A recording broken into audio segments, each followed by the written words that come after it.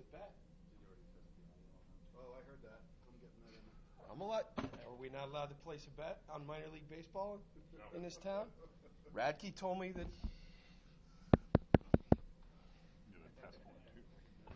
Test 1 2. Test 1. Levels. I did not bet on minor league baseball. Had I listened to Radke, though, I should have.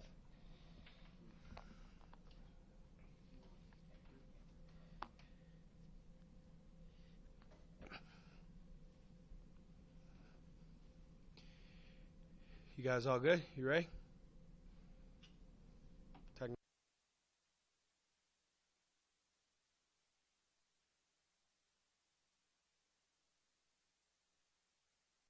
For our team against a quality Pac-12 opponent on Friday night. Hopeful that we will have a great atmosphere in the stadium with the whiteout and a Friday night and an ESPN audience. In terms of how the short week affected us, we practiced on Sunday like we normally do, but then we had to turn around and practice on Monday, which is normally the players' day off. So it sped everything up, obviously, by a day. But we did get lucky in the sense that Labor Day fell, and we didn't have classes, so we didn't have to, go in the early afternoon like we normally do because of some 5:30 p.m. class conflicts. So with Monday being Labor Day, we were able to. We didn't bring the team in until late afternoon. And we were able to buy the coaches a little bit more time in the morning in terms of preparation.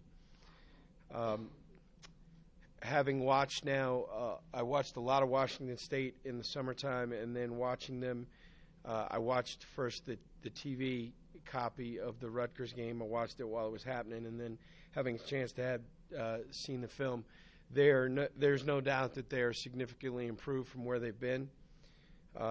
They've had 3 years now to implement their system and recruit players to fit what they do, because obviously what Coach Leach does is very it's unique, and you got to recruit to it.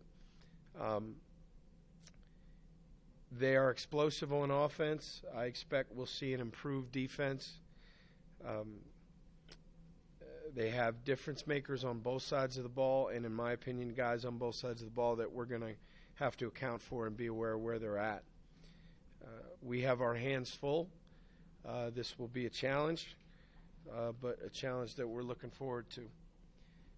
Obviously, with Coach Leach, he's been on the cutting edge of offensive football for more than 20 years.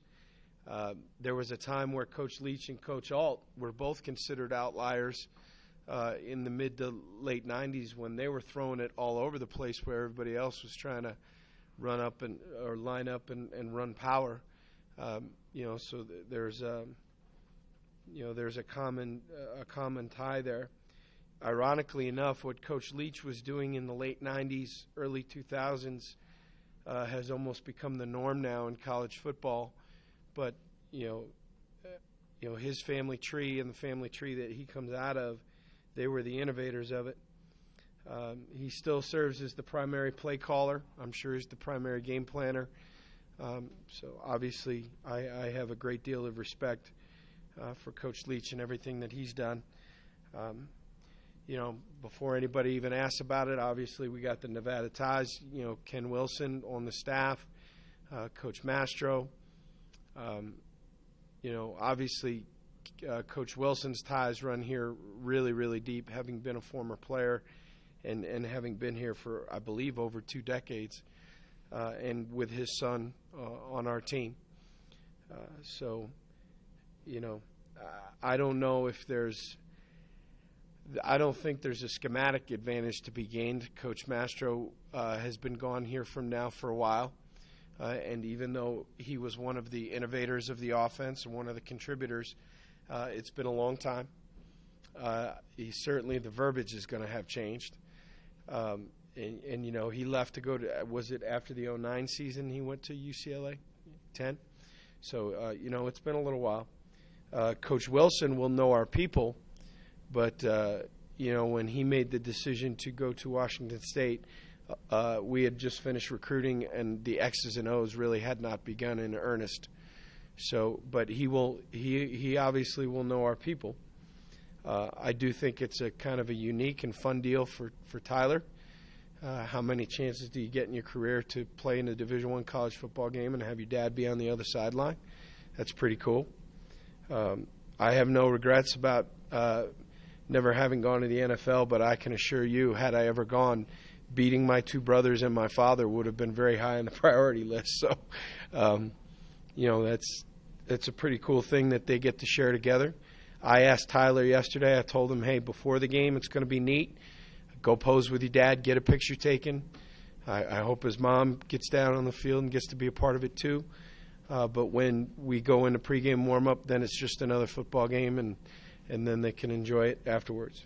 I was teasing Tyler. I was going to take his cell phone for the week, give it back to him Saturday night. So, defensively, Mike Bresky's the coordinator. They've improved from last year. Like Southern Utah, they are going to bounce in and out of a three-man front and a four-man front, different pressure packages from each. I think the strength of their defense is their defensive front. They are big and they are experienced. Xavier Cooper, number 96, big, experienced, productive player on the inside. Cache Palacio is the outside backer / defensive end that he's the hybrid player. In the four-down package, he's got his hand down as a defensive end. In the odd package, his hand is up as an outside backer. He is a versatile player, and he can create pass rush on his own. Cyrus Cohen, number 43, was I don't want to say he was suspended because I don't know that, but he did not appear in the Rutgers game, and now is by what was being reported is running with the ones again at linebacker, and he was a productive player last year. Daryl Monroe, number 13, the Mike, is a big guy. He's over 230 pounds. He's a downhill physical linebacker, and I don't want to screw up his name, so I'm not going to try it. Number 30, the safety, I think is an aggressive downhill safety that plays really well in the run game. Obviously, they lost a draft pick in Buchanan, but this guy's a good player. Offensively, they are going to do what they do, and where it is in the game and what the score is, it does not matter. I mean, they run their stuff and they just kind of go. Highly explosive offense that can score in bunches. What I expect to see is a lot of quick game, a lot of screens, and a lot of drop back pass from a no huddle tempo. I believe last week they ran it for a total of 7 attempts against Rutgers. And to be honest with you, I don't think that Coach Leach cares. I think when they say, do you need to run it better, in his heart of hearts, all he's looking at is total offense and points scored. And when you score 38 and you were as productive as they were, I don't think they care where the yards come from. And that's part of the challenge. The one thing that I was a little surprised by looking at the Rutgers film was that I was surprised they didn't get more plays. I want to say that they were around 75. That offense usually wants to be around 80, 85. I think part of the reason that they've slowed down their tempo just a tad is because of a young O-line where they had 3 guys in the O-line that were playing their first college football game. But I would expect that they're going to try to speed that up as these guys get more used to playing in games. I would expect that number would be around 80, 85 against us. Obviously, the difference makers on offense, Halliday, he makes it go. He directs the offense. He distributes the ball. He can make all the throws. He's an impressive guy. Riley Sorensen, the center, he's got to make all the line calls. He's got to direct the traffic up there. He did not look like a young player versus Rutgers. I thought he played really well. And then when you look at the wide receivers, Maley and Williams on the outside are size issues. Maley at 6'3", 220-ish, looks like Hassan Henderson, breaks a ton of tackles. They throw that guy a lot of quick game, and a 5-yard throw turns into a 25-yard gain because he makes the corner miss and then makes the safety miss. And when I say make a miss, sometimes they're just bouncing off of him. He's a big physical guy. Christoph Williams is another big outside receiver and has good size for a kickoff returner. River Craycraft, you look at him, you say savvy. He knows where the dead spots are in the middle of the field. And I think that Halliday looks for him under pressure when they're getting blitzed. You see him looking for Craycraft. And then Galvin's a smaller guy, but they have him in the slot, and they put him in positions where it's hard to put hands on him and try and rough him up. So all in all, it's like I said, it's going to be a challenge for us. Obviously we've got to try and slow them down.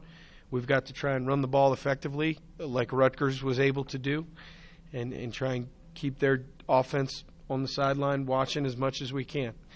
I think we have to tackle. There's no doubt about that. We have to tackle people in space, and we've got to try and make their offense go the long way and not give up explosives. So with that, I'll take any questions that anybody's got.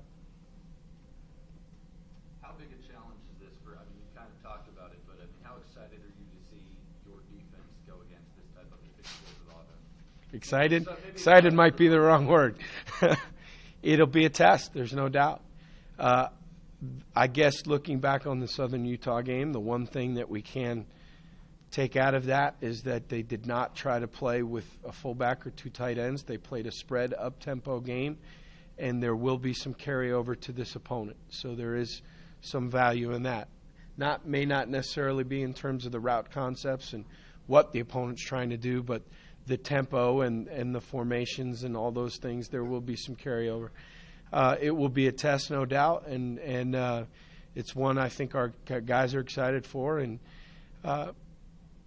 it's going to be about tackling, and it's going to be about everybody running to the ball, and it's going to be about not letting happen what happened on Saturday, and that's a very simple concept. Gashing you for 60 yards because somebody didn't fit a gap and somebody else didn't make a tackle and we weren't all running. We've got to avoid those mistakes, but it will be a challenge. And like I said, I think our guys are looking forward to it. Is there a position group on defense that this offense is the most challenging for a specific part of the defense? Yes, the defensive backs, they have to tackle. Because while you would look at this and say, Washington State has a very young, inexperienced O-line, and Nevada has a very experienced with productive players in the defensive line. The reality of it is the ball gets out very, very fast. There are times that they lose, but they lose slow, and the ball gets out. You see it on tape all the time. There were times in the Rutgers game that somebody on the offensive line got beat clean, yet the ball was out. So the challenge is going to be if the ball is out quickly because they're throwing short stuff, then we've got to tackle in space. Is it realistic to be able to get a consistent pass rush against them, or is the quick nature of how they get the ball out? That is part of the genius of the offense is that, lose slow and the ball will be out half the time. It is a challenge. The problem is we don't know when it's going to be quick game and we don't know when it's going to be. I say drop back. There is no drop back. It's a shotgun offense. He's never under center. So, but more intermediate, longer routes where he's going to hold the ball a little bit longer. The trick is you don't know when those are coming, so you got to get off on the ball every time. The other trick is when the ball is thrown quickly, the defensive line's got to turn around and go chase, because those D linemen have to be a factor in the screen game. Is this a get your hands up if you can't get to the quarterback? Yes, it is. Yes, it is. Some tip balls here would be, if we can tip a pass or two, at least get an incompletion and get them behind the chains, or maybe tip one and get a pick, it would be a big deal. Is there a different level of athleticism on the field when you're going against a BCS team versus your own conference? Yes, there is. How fast is it? Depends on the opponent. With this one? There is a difference. But, whether or not people want to admit that, there is. Jerico Richardson had a great game last game. Can you talk about that and what you're expecting out of him the rest of the season? I would love for him to have 13 catches and 175 yards in every game. That would be awesome. We talked about Jerico and his development throughout training camp, and it was just. I think the greater lesson in this, not lesson. I think the best thing for us to celebrate is the fact that he was not. He was an immature student. He was an immature young man when we got here, and what we saw was, and what we've tried to use as an example to our team is, he's not been a problem off the field in over a year. He's had his best 2 academic semesters that he's ever had. He's made significant gains in the weight room that he had never made before, and then you combine all of that and you see results on the field. So what we're trying to preach to our younger players is, look, you can't be a knucklehead in every phase of your life and expect to be a very productive player at this level. You got to be right in all phases of your life. And I haven't been around forever, but I've been around long enough to know that there are very few people that can be a knucklehead in every other part of their life and be a great player. So the lesson is, when you decide that you're going to commit to being right in all phases of your life, usually your performance on the field will follow, and his did. Now the trick for him is to try and play at a consistent level, but I have no reason to believe that he won't. And we're proud of him. I mean, above all else, we're proud of the progress that he's made in a year. I don't think there's a team out there that would say, yeah, we're the team that can stop Washington State offensively, but do you get a sense that you guys are fit well for this type of offense? No, I'm not willing to say that. I mean, this team scored 38 points against Oregon last year at Oregon. They just happened to give up 32 or 62. I mean, this team can score. And I know what this system is designed to do. Nobody can really stop it. I mean, they either stop themselves because they make mistakes, but if it's clicking, I mean, it's hard to say we're going to hold them to 17. What you have to do, look, here's what you have to do. You have to avoid them having a 75-yard touchdown. You have to make them go 8, 10, 12 plays on a drive and earn it. And if they go 8, 10, 12 plays and score a touchdown, God bless them. But we have to make them earn it. We cannot give up explosives.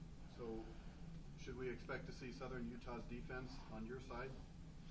Oh, no, I'm not. I'm not going to give you the game plan. Expect to see our defense. Why has their defense struggled so much? Well, I think you can recruit good players into the offense on the system alone. You can tell a wideout, you're going to catch 100 balls, and you can actually say that to 3 of them and not be lying, because at the end of the year, we will probably see 3 or 4 guys that have a boatload of catches just by the design. You can recruit a quarterback because you're going to tell the guy, hey, you're going to throw it 55 times a game. So the system lends itself to recruiting good offensive players. What's the hook to recruit the elite defensive player? And then, so if you're at Washington State, how do you beat USC, UCLA, Oregon, Stanford to recruit the elite defensive player? What makes you different than them? I don't know if I know the answer to that. I would think that might be a little bit difficult. The other thing in my estimation is if you practice all spring long and all training camp against their specific system, which is fantastic and obviously very effective, but how do you get ready for Stanford then when they come in and put 3 tight ends on the field and have a 255-pound fullback and run power 18 times? It's hard. But that doesn't necessarily, everybody's got that problem. They have that problem at Texas A&M. How do they prepare that defense for SEC offenses when all you do in the spring and the summer is go against, their version of the spread? So it presents challenges. Every job is unique. They all have their challenges. That, in my estimation, I don't want to speak for them, that might be one of the challenges. And I'm not saying they're bad on defense. They're improved from where they were a year ago. There's no doubt about that. And they do have some players. That number 40 is a good player. The big dude in the middle is a good player. those guys could play for anybody in the Pac-12. Do you think the players get more pumped for a Friday night national TV type game? I mean, is there extra excitement? I would imagine that there was. I think that would just be human nature. I know I'm excited. I'm excited. I'm very hopeful that we can have a full house and it can be loud. I'm excited for to play on the big stage on ESPN on Friday night. I think that's pretty cool. I would imagine that they would be, and I would imagine that they're excited to play against a Pac-12 opponent, just the same way Southern Utah was excited to play against us. I can imagine that there were a lot of the coaches against, the Southern Utah coaches at some point in the week said, who in this room thinks they should have been a Mountain West Conference football player? And I bet a bunch of hands went up. And I would imagine that there are a couple guys in our room that think that they should have been recruited in the Pac-12 and probably think that, might have something to prove. I hope they do. How big an impact can the crowd make in a game like this? It can. I mean, a home field advantage. That's why it's home field. Now, everything they do is signaled wise, but, obviously a loud, hostile environment when they're on offense helps us. And I hope that we can get that. How much is having a whiteout as the fans all wearing white add to the atmosphere? I think it's just a cool thing. I think it's just one of the fun parts about college football. I know it's not going to make a difference in winning and losing, but I think it's good. It's part of what makes college football fun to have an alternate uniform. To our players like, some of our players like that stuff. It's that's what makes the college atmosphere fun. And look, I know it's got nothing to do with at the end of the day with how we play in the game, but if it helps the atmosphere, then great. You guys have really wanted to put last year to bed. This last game really wasn't that statement game that says this is a different year. Is this game that? Why was it not? FCS? Win's a win. And had we run power 6 more times and punched it in and the final was 35-13, would your thought on that be different? Yeah, no. I mean, I look at the opponent and I say, we did a lot of the things that we didn't do last year. We did them in the first game, so we made progress. And look, I don't know if there is such thing as a statement game because we got to play. We have 12 statement games. So will there be some extra juice because of the TV and the opponent and all that stuff? Yeah, there probably will be, and I got no problem with that. But in the end, this is only one of 12, and if we win it, it only counts as one win, and if we lose it, it only counts as one loss, and then we got to get on to the next one. But does it give your team more confidence when they go into conference play and they think, if we beat a Pac-12 team, we should have to? Yeah, I think that's a fair statement. That if you, I think that's a fair statement. That if you win the game, that they'll probably feel a little bit more confident going into the conference slate. But in the end, it's one game. It's a very important game, but it's one. Whose phone is that? You owe donuts at the next one. Donuts. Looks like Sundberg is back. Corbett, you expect that to be a game day? Yeah, I'd say we're day to day with Corbett right now, and I really, there's really not much more to add to that. I mean, when you're dealing with a sprained ankle, matter of 24, 48 hours can go a long way. And Sundberg is back as we sit here today. Sundberg is back up and available for the game, and we'll dress. And so nobody else on the 2 Ds you're missing, right? No, not at this point. You touched on the short week. How difficult is that, or is that just more of a minor type of problem? It does present a challenge, but there's no sense complaining about it because there's nothing we can do about it. Really, where I failed, to be honest with you, is when we're in the wintertime and we're setting kickoff dates and talking to opponents, where I failed was to neglect to do enough research. And when we figured out that Washington State was opening on a Thursday and we were opening on a Saturday, we actually tried to go back and switch our opener to a Thursday. And by then, Southern Utah had invested the money in their charter and the hotel reservations. And logistically, we tried, but it was impossible. In in February, it's not my inclination to go look at the first opponent and see when they're opening. I should have. And, so we could have been on equal footing going in. I think the challenge really is at the start of the week because, the coaching staff was in, some of them Saturday night after the game. We were all in very early Sunday and stayed till, I was here past midnight and then back in the office at 6 a.m. on Monday because we normally have a day set aside where we game plan. Well, we lost that day, so you're trying to fit it in to make sure that we give our guys the best plan we can give them. Physically for them, I think yesterday was the difference because they're used to having Monday as players' day off. That's a recovery day. I've made adjustments to the practice schedule. I know this much for sure. No matter what we do, X's and O's, if we are a tired, dead-legged football team, Friday night we got no chance. So I've adjusted the schedule as best I can to make sure that we get there with fresh legs. You talked about how much pressure is on the defense facing that offense, but how much pressure is on the offense when they're going up? We can't go 3 and out. We've got to maintain drives. We cannot go 3 and out. I mean, obviously you want every drive to end in points, but we've got to possess the football and move the chains and make sure that our guys defensively get a chance to sit down and catch their breath. Do you feel like this is going to be a shootout game? It has to be a shootout game for you to win, do you think? I don't necessarily believe that.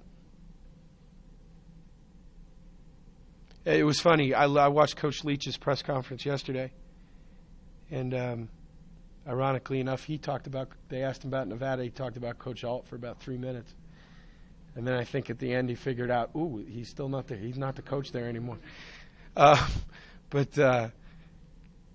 He referenced back to when he came here and was it 08 or 09 with Texas Tech, and it was 2 of the elite offenses in the country, and it ended up being like a 20-17 game or 17-14, something like that. I mean, it's hard to predict that stuff.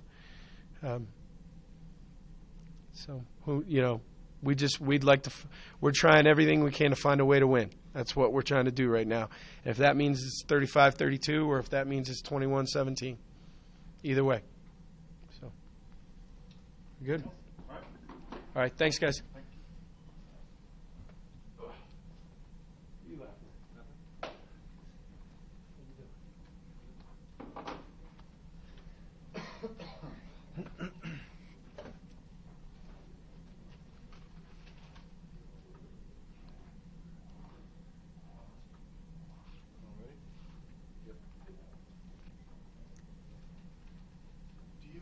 Do you get a sense you guys have to put some points on the board this week to help your defense? We know that they have a high-flying offense. They're going to throw the ball.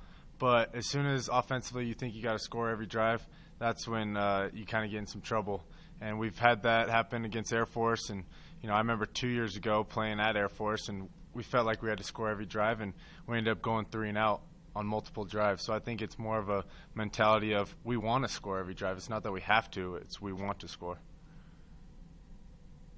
What do you think a win in this game would do for the psyche and confidence of this team as you prepare for the conference season? I think with 2 Pac-12 opponents back-to-back, I think it'll be real good confidence for us, especially going into our conference games towards the middle of the year. It's obviously a big confidence game, and it's a way guys can play, elite talent. Some of these young guys can get reps against some elite talent before heading into the Mountain West Conference. How big of a difference is there as far as the athleticism on the field? I mean, you played against UCLA, Cal, Florida State, those kinds of schools. I think everyone's got different talent in different areas. We try not to look at it so much as they're more talented than us. I feel like any Division I program is going to have talent. Obviously, coaches are going to recruit talented players. For us, we're not thinking that they're more talented than us. We're just thinking, we got to execute.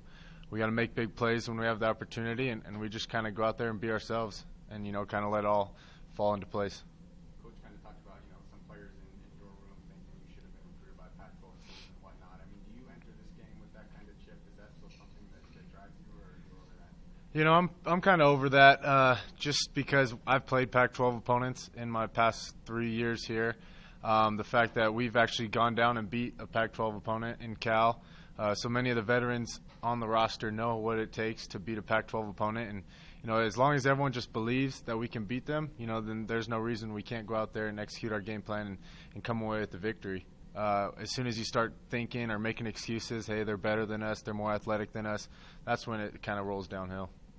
You feel like this team believes that? I feel like this team really believes it. The seniors stayed after one day, and led by Charles Garrett, and just kind of we all talked and said we know what it feels like to beat a Pac-12 team. We got to make these younger guys believe and just have a great practice mentality, and I think everyone's kind of bought in. You get extra excited for a game like this on national TV Friday night? Obviously you're going to get that national exposure. You're going to get a little bit more hyped up for. But like I said, you don't want to get too hyped up. You don't want to go out there and try and do too much. Obviously, you just want to execute the game plan. But knowing it's an ESPN game, nationally televised on Friday night, whiteout game, that's what makes it special. And getting a victory in a situation like that will make it even more special at the end. All the fans wearing white, does that add to the atmosphere?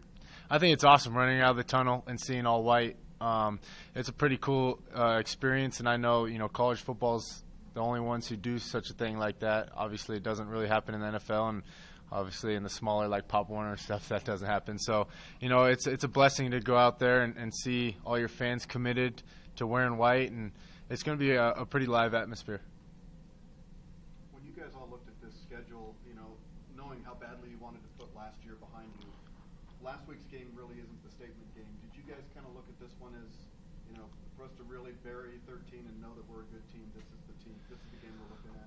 I don't think we've ever, really said that there's going to be a statement game. We just want to win football games, and that's what it comes down to. It comes down to just winning games.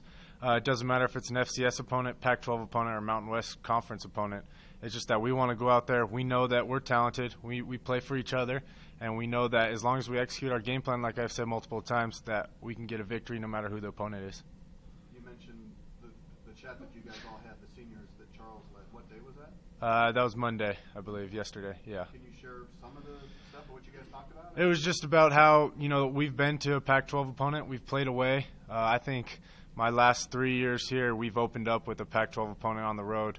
So it's nice to get a Pac-12 opponent at home for once. And so we just know, obviously, what it takes. And like I said, we just told to kind of bring the younger guys along with us, to let them know, like, hey, we can beat these guys. We're as talented as these guys, and just build some confidence.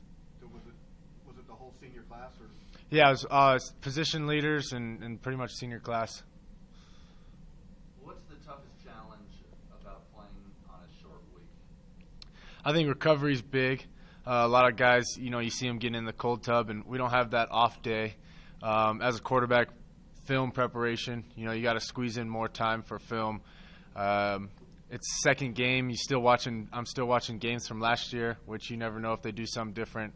But in terms of film, I think one less day hurts you. And in terms of fully recovering from Saturday's game, I think one less day hurts you. I think the common thought is that you improved the most during the season between game 1 and game 2. I guess, is that how you see it? Yeah, I just think that's from playing with each other. And I think that's from learning what people are going to do. That first game's really tricky in that you don't know what they're going to come out in. Everyone could have a new defense coordinator, new offense coordinator. They could be running a whole new scheme. And I think from week 1 to week 2, you kind of get a better idea of what kind of defense, what kind of offense they're going to come out and play, and you got a better feel for them. As you reviewed your film, I guess, what did you like about what the offense did in the opener, and what did you not like? I like the way that, obviously, when we were backed up, we got it out. I did not like the fact that we couldn't finish drives, especially early on. Our red zone, 4 for 4, was that's pretty tremendous. Every time we're in the red zone, we want 7, not 3. So I think our red zone production was really good, but I think we just need to sustain drives a little bit better. I think we need to make those 3rd and 5, 3rd and 6 plays. There's a few we left on the table. Just kind of keep those drives going. I think Washington State, they know that teams want to run the ball against them to keep your defense off the field. What do you think is more important, running against them or just taking advantage of what they give you? I think it's a little bit of both. Anytime the run game is going and it's effective, it makes the quarterback's job so much easier because then you got those wide open passing lanes. Then you can take the easy stuff. So I think we need to, obviously run the ball for 4 or 5 yards of carry and get into 3rd and manageable, and then so we can stay on the field Time of possession is going to be huge in this game, obviously. If we can keep it away from their offense, that's a lot better for our defense. How were you able to find Jerico so often last game? I think it was a lot to do with the coverage that they tried to run against us. So our offense was kind of built around what coverage they were running against us, and so he did a nice job of getting open all day long for me, and the offensive line did a great job of protecting. Richie was very unselfish because Richie and Jerico are on the same side, and he's very unselfish in his routes, taking 2-3 defenders at a time to allow Jerico to be so open. You're already familiar with Hassan and Richie. Does that make you a lot more comfortable now that you had the game with Jerico? It's a confidence builder, of course. Anytime you have a receiver with 13 catches, over 150 yards, that's a big-time confidence thing. Now you can rely on a guy on 3rd and 5, 3rd and 6, kind of the money downs when it counts. Anything else for Cody? Thank you.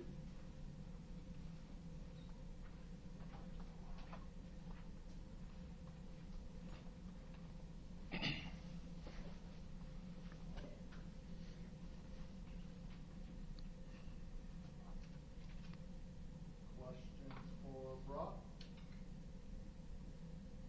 How do you think the defense performed first week out overall? Overall, I was very pleased with our defense. We had 2 critical errors that unfortunately cost us touchdowns. But other than that, we were very good against the run, very good against the pass. And so, like I said, I'm very proud of our defense. How much do you look forward to, the challenge of playing this type of high-powered offense? Yeah, I honestly can't wait. This is a game that's been marked on my calendar all year.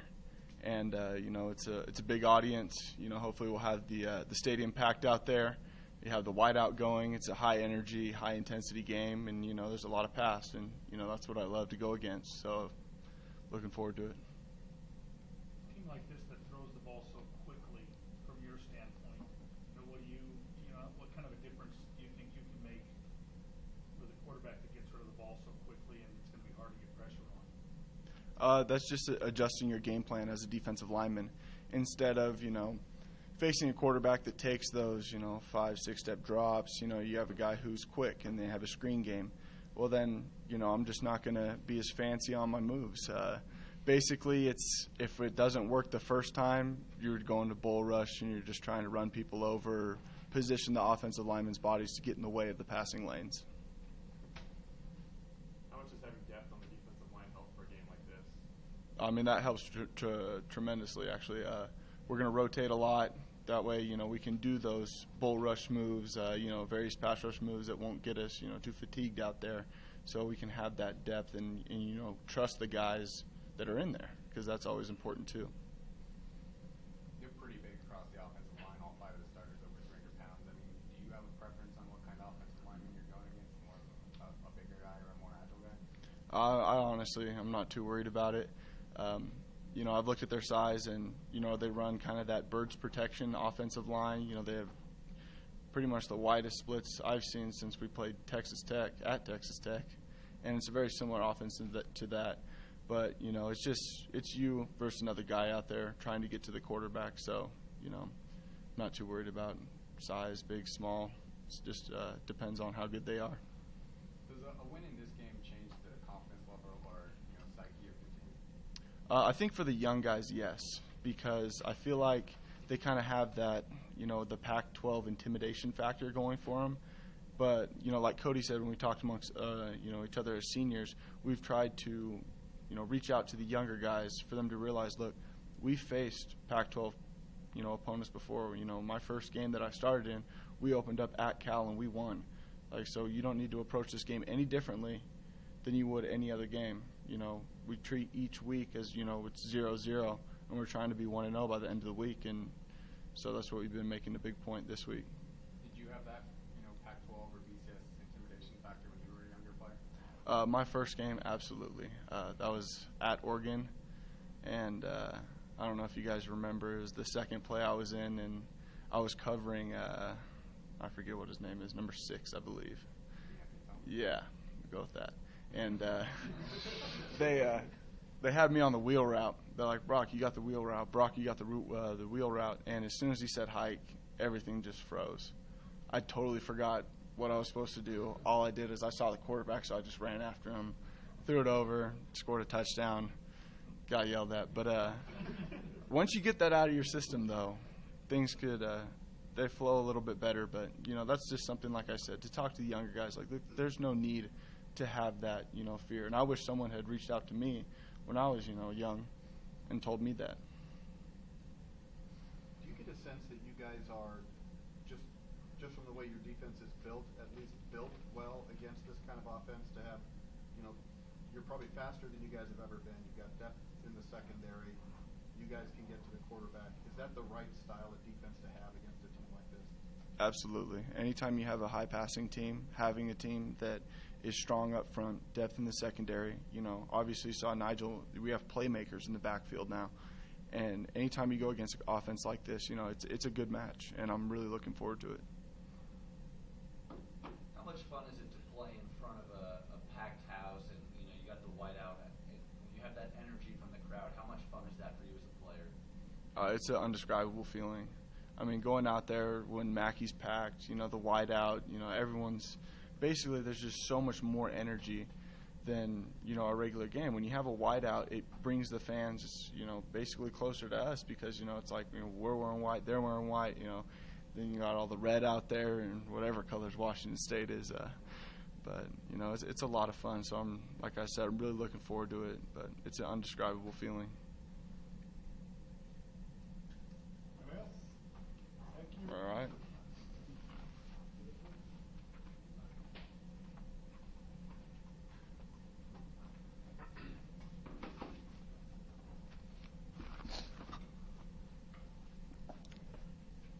Questions for Jerico? Jerico, how important is it for you guys, obviously it's probably more of a run game kind of thing to keep their offense off the field, but how important is it for you guys to establish those long drives and keep their offense off the field? I would say it's very important. If their offense isn't on the field, the chances decrease of them scoring with us playing smart and doing what we do offensively. Jericho, Coach said that you've got a lot of your off-the-field priorities in line. How much do you think that helps your on-field? It helped me by being able to get on the field. If off-the-field issues impact you in your life, and if you in trouble, there's no way you could get on the field because the coaches don't trust you, players don't trust you, therefore you really won't be able to play. In a game with 13 catches, how much does that help your confidence?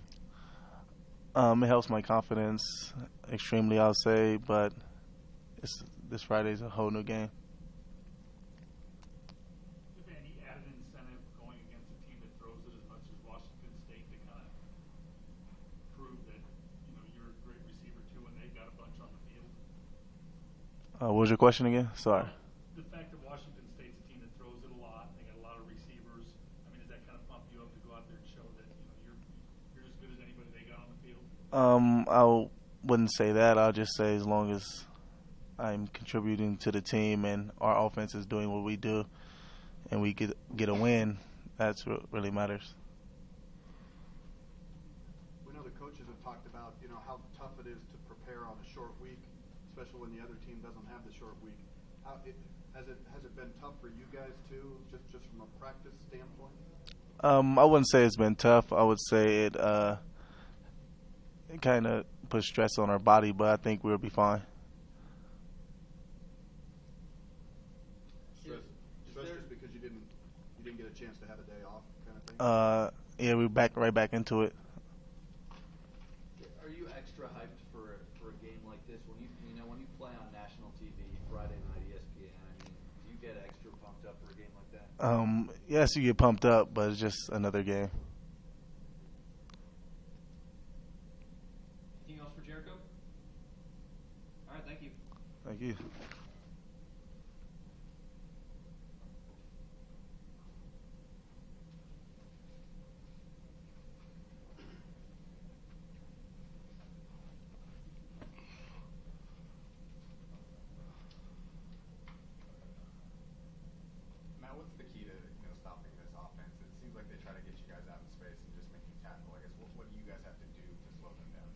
I think we just have to just eliminate the big plays. Just, if they do catch a 15-yard, 18-yard route, just stop them right there. Don't let them get any long runs. Does the mindset change? Because you really know they're not going to run the ball that much. I think 8 rushing attempts, last game. I guess, how do you go into this game different mentally? You just got to get ready for the pass, but at the same time, you still have to respect the run. But, they do pass the ball a lot, and, you just kind of have to be ready for it. How much is the depth that you guys have on defense? It seems like you guys got, pretty solid depth. How much does that become a factor in a game like this? Washington State, they have a lot of plays each game, so obviously depth will really help with rotation and make sure everybody's fresh. Just keeping fresh legs in the game so nobody is super tired. And you have played against them before, right? Well, I redshirted when we played them in the Apple Cup, yeah. Does this have a little extra juice in it for you just because of your Pac-12 ties? Kind of. I went to high school with a few guys on the team, so that adds a little something to the game. How excited do you get for the challenge of facing a team like that or an offense like that that's so explosive? How excited do you get as a defense? When they're passing for 500-something yards a game, you kind of want to stop the pass and kind of just want your defense to shut them out. Playing a good team like this with explosive players and explosive plays, you kind of just want to show what you got. So. Do you look at this type of game as kind of a statement or a test for your defense to kind of show like where you're at? I think it definitely would. This is kind of new defense for us. So last game we're still kind of fresh, still running it, and this game I think we're definitely ready for it.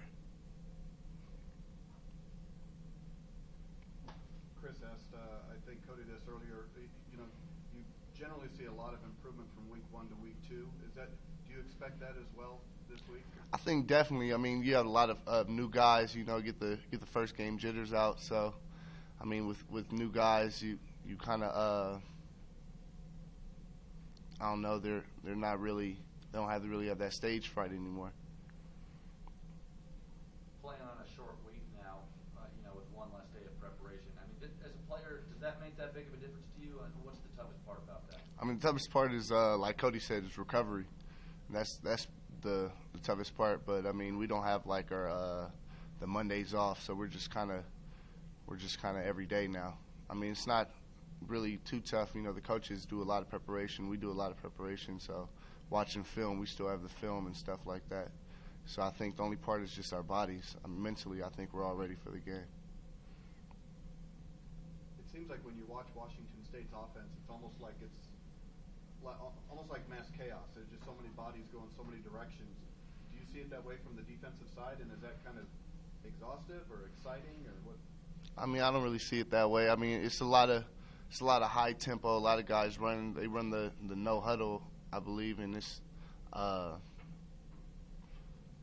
think they just run a lot of plays just over the course of the game. Is this a week where it's more important for you guys to watch film and understand each set and where everybody is before? Yeah, absolutely.